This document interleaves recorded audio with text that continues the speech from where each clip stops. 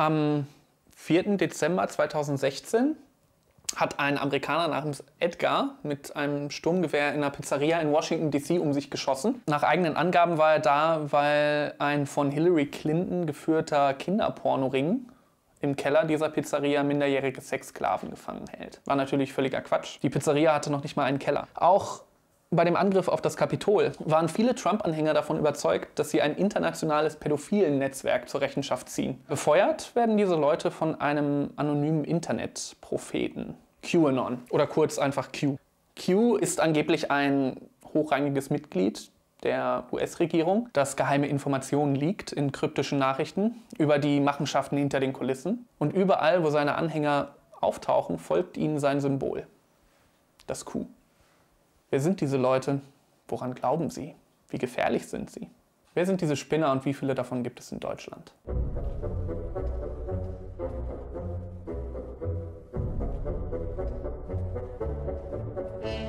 QAnon ist ein faschistisch-esoterisches Verschwörungsgespinst, so eine Art moderner Endzeitkult. Es ist gar nicht einfach so zusammenzufassen, worum es bei QAnon geht, weil QAnon einfach alle Verschwörungsmythen, die das Internet so zu bieten hat, anzieht und verschluckt wie ein schwarzes Loch. Der Glaube an eine flache Erde, Antisemitismus, Verschwörungshypothesen über den 11. September, den Untergang der Titanic, alles findet bei QAnon seinen Platz. Wenn man zwei QAnon-Anhänger fragt, woran sie glauben, wird man mit Sicherheit zwei verschiedene Antworten bekommen. Das macht es natürlich für diese Leute einfach, andere abzutun, ne? Weil kein Anhänger von QAnon glaubt wirklich an alles, was von QAnon-Anhängern verbreitet wird. Andererseits macht es ihnen das auch sehr einfach, neue Mitglieder zu indoktrinieren.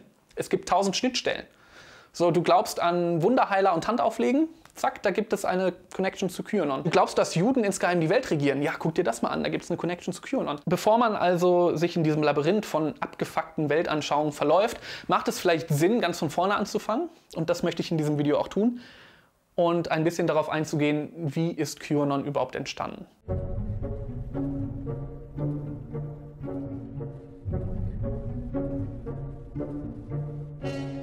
Wenn wir über die Anfänge von QAnon reden wollen, müssen wir zunächst über 3 andere Sachen reden.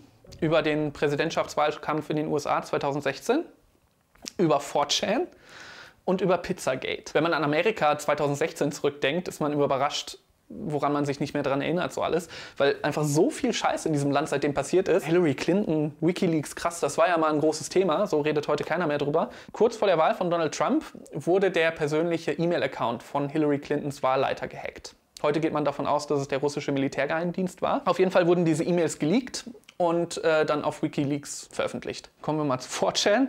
4chan ist ein amerikanisches Imageboard. Diesem Imageboard haben wir so wunderschöne Sachen zu verdanken wie den Pedobär oder Rickrolling oder ja, Anonymous. 4chan stand aber auch schon immer in der Kritik wegen ganz, ganz viel rassistischem und antisemitischem und frauenverachtendem Content. Es ist fast so, als wenn man rechtsextremistischen Content auf seiner Seite zulässt, irgendwann alle normalen Menschen vergrault werden und nur noch Nazis übrig bleiben. Wer hätte das gedacht? Auf jeden Fall haben anonyme Poster auf 4chan dann angefangen, die geleakten E-Mails zu durchforsten.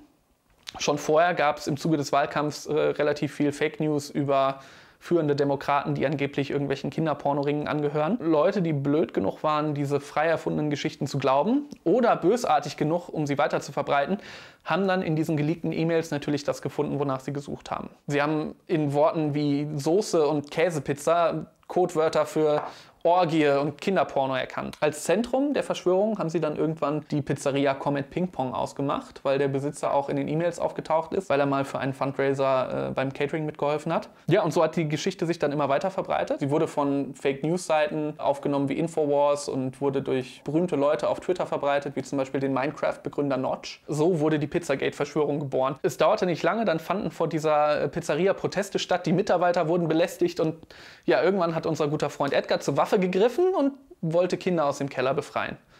Natürlich gab es keine Kinder und es gab keinen Keller.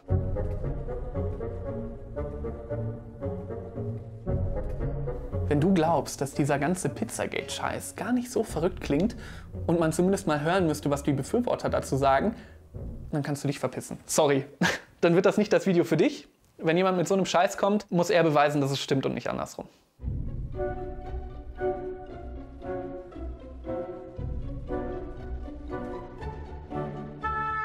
Schon vor QAnon gab es anonyme Poster auf 4chan, die vorgegeben haben, Insider der Regierung zu sein, von Donald Trump, der mittlerweile gewählt wurde. Aber Q war der erste, der richtig berühmt wurde. Anon steht natürlich für Anonymous. Q bezieht sich auf die höchste Sicherheitsstufe des Energieministeriums in den USA. Das heißt, wer Security Clearance Q hat, kann hochgeheime Informationen einsehen, unter anderem über das Kernwaffenprogramm der USA und so weiter. QAnon fing an, kryptische Nachrichten zu verbreiten. Er hat auch die Pizzagate-Affäre aufgenommen und weitergesponnen.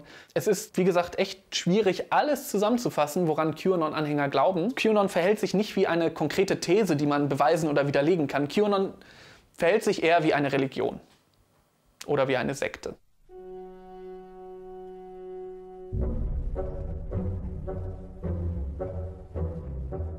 QAnon-Anhänger glauben, dass die Welt insgeheim von einem pädophilen Netzwerk regiert wird, das gezielt Kinder entführt, überall auf der Welt und missbraucht.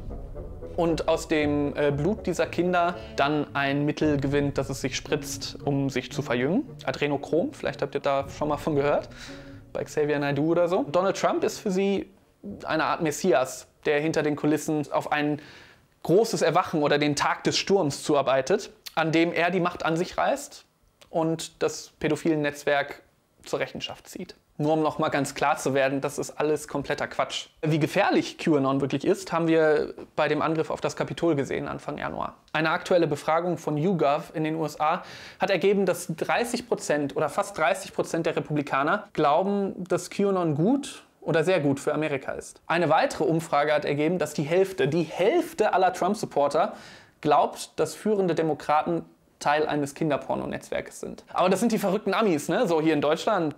In Deutschland würde sowas nie passieren. Das schlaue deutsche Volk würde sich nie so verleiten lassen. Beim Herrn der Ringe handelt es sich um eine detaillierte Prophezeiung über das Ende der Zinsherrschaft auf Erden. Dieser Q-Post sagt aus, dass der August ein heißer Monat wird und die Corona vertreibt. Und wo wir davon ausgehen können, dass alles, was hier oben verschwindet, einfach nur hier in den Untergrund abgetaucht ist. Adrenochrom. Wir brauchen keine Bundestagswahl mehr, weil die ganzen Leute, die da sitzen, die ganzen Ministerpräsidenten, die wissen alle, was los ist. Scheiße, ich glaube, wir haben ein Problem. Ja, danke fürs Gucken. Dieses Video war wirklich nur ein winzig kleines Fenster in die verrückte, abscheuliche Welt von QAnon. Im nächsten Video soll es konkret darum gehen, woran erkennt man QAnon-Content, was sind die Symbole dieser Bewegung und wer sind vor allem die Idioten, die das hier in Deutschland verbreiten. Derweil gibt es natürlich schon Videos, die sich tiefer mit diesem Thema beschäftigen. Viele sind auf Englisch und ich habe ein paar unter dem Video auch verlinkt. Also falls euch das interessiert, viel Spaß und ciao.